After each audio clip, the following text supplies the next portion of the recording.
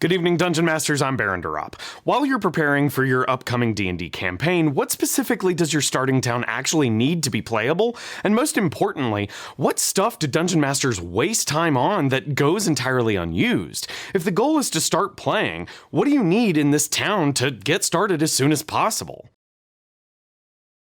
Every town has some sort of spiritually or ideologically anchoring institution. In a small starting town, this is likely some kind of chapel or small temple run by a few monks or priests. This chapel is likely to be a location that provides minor healing services and perhaps has information about uncommon or scholarly knowledge concerning the region's history, even if it's understood through that religion's worldview. Furthermore, starting with a community's religion serves as a foundation for world building and future steps. To keep your community's religion lightweight on prep while still ensuring it will feel unique and fresh, combine two different metaphysical concepts or domains together and describe the deity's most prominent mythos as succinctly as possible. As an example, the ancient Greek gods commonly had unusual domain combinations. Poseidon was the god of the sea and horses, a very unlikely combo. Once these domains are noted, you can work through a baseline ideological maxim or belief that the people in the community either accept or react to as their fundamental cultural philosophy. A good example of this maxim as religion is expressed by the people in the Iron Islands from A Song of Ice and Fire. The people there clearly have reverence for the sea, but also revere a concept of rebirth or immortality. They express that reverence with the maxim, "What is dead may never die." This fundamental belief demonstrates how their culture is wrapped up in a religious drowning ritual that grants authority to those who survive it. As a homebrew example, a mercantile town's deity with the domains of ironworking and commerce might have a maxim of money is made pound for pound, using a pun on British currency and the method for minting money by hammering metal onto a die.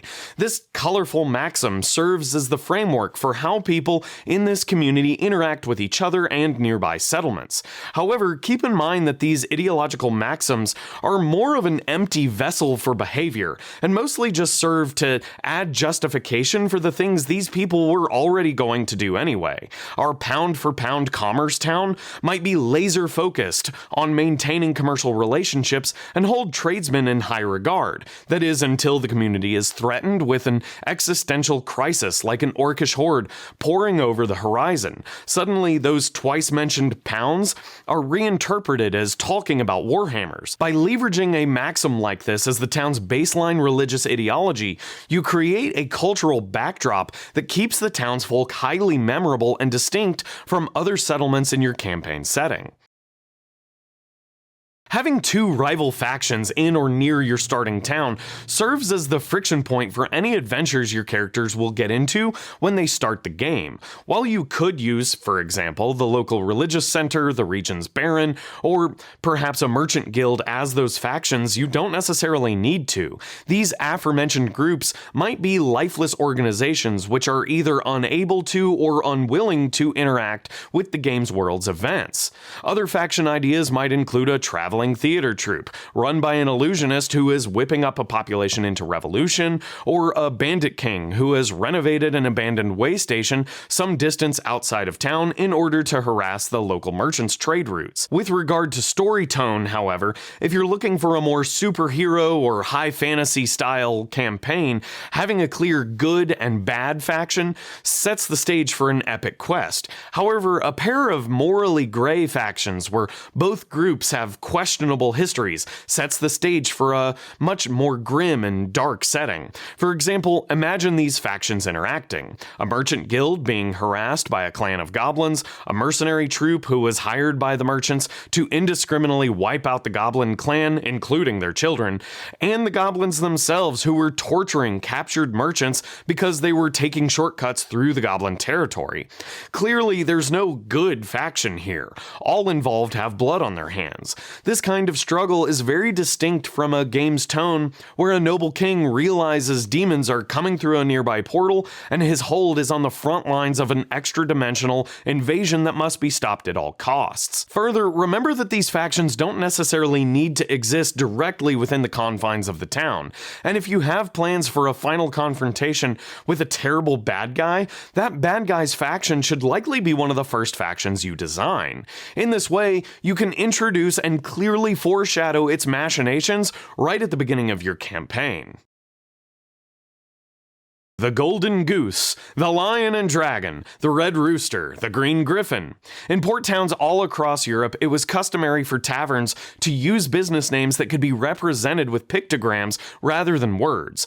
This was done so that illiterate sailors could look at the sign and figure out where they needed to meet their buddies after a hard day of unloading cargo on the docks. Names like these also make for memorable locations players can anchor in their memory when they need a place to go and collect information or to get some rest and relaxation between adventures. Since so many people, both PCs and NPCs alike, gather in these pubs to swap stories after a hard day's work, it's likely unsavory, wealthy travelers will look to hire ruffians for their dirty work here, and where the local town watch will look to stop those travelers from doing so. In addition to the tavern, detailing 3 to 5 shops that sell various wares players can purchase might be somewhat useful, but knowing what kinds of equipment aren't available or don't have tradesmen creating them within this particular town can be a fun scarcity problem the players have to manage. If nobody in the town knows how to braid rope, it might mean rope is only available at double price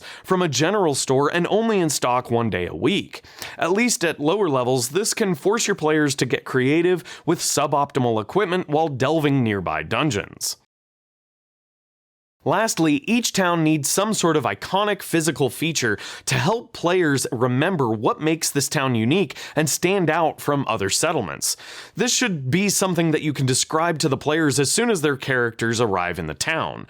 While these features can be fantastical, like houses built into the side of a cliff overlooking a lake, the feature could just be an unusual kind of city planning. An extremely floral cemetery in the center of town, a massive statue of the city's founder near the main gate entrance, a large temple with a glass roof that sometimes blindingly reflects sunlight, or a nearby river irrigated through the town's canal system are all great examples.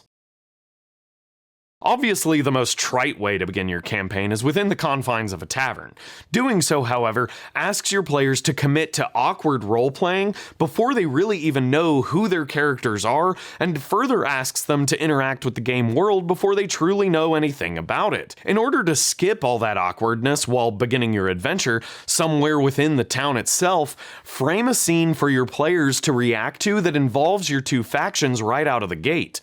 To build this interaction, think about how your two factions would most likely come into conflict, and then think through a dramatic event representing that conflict that could take place right in front of the players at the beginning of the game session. That traveling theater troupe could perform magic tricks only to make a villager disappear, magically kidnapping them for use as sacrifice in a demon summoning blood ritual later on. Little does the theater troupe know, however, that the kidnapped villager is the son of a nearby bandit king. After the players see this event transpire, present the players an NPC who approaches them from the crowd and calls them to action quickly. By doing so, you'll skip all the awkward roleplay, give players a quick understanding of the game world and its stakes, and have them rapidly sent on their adventure. If you want to check out my video on how to create interesting and compelling factions, check out the video on your screen now, or click the link in the description below. Otherwise, if you'd like to help me make more content like this in the future, please consider supporting me on Patreon or becoming a channel member. Thanks for watching, Dungeon Masters, and until next time, good night.